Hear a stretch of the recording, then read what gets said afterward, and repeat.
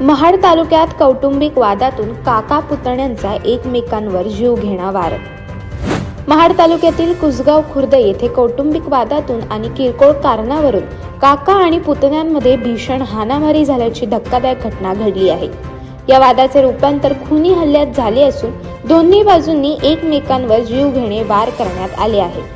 या प्रकरणी Mahad MIDC police ठाण्यात दोन्ही गटांविरुद्ध गंभीर कलमान्वये गुन्हे दाखल करण्यात आले आहेत। मिळालेल्या माहितीनुसार बाळाराम तुकाराम किरवे हे कुसगाव येथे नवीन घर बांधत आहेत। मात्र त्यांच्या या नवीन घर बांधण्याचा राग मनात धरून त्यांचे पुतणे अंकुश रामचंद्र किरवे आणि विलास रामचंद्र किरवे यांनी 26 मार्च रोजी रात्री 10च्या सुमारास बाळाराम यांच्यावर हल्ला केला।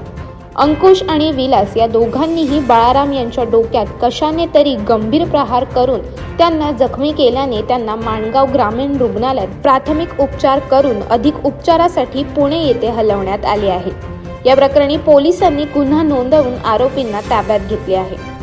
दुसऱ्या तक्रारीत पुतण्या अंकुश किरवे यांनी दिलेल्या फिर्यादीनुसार चुलते बाळाराम किरवे यांनी दारूच्या नशेत जेवण चांगले झाले नाही या कारणावरून वाद घातला।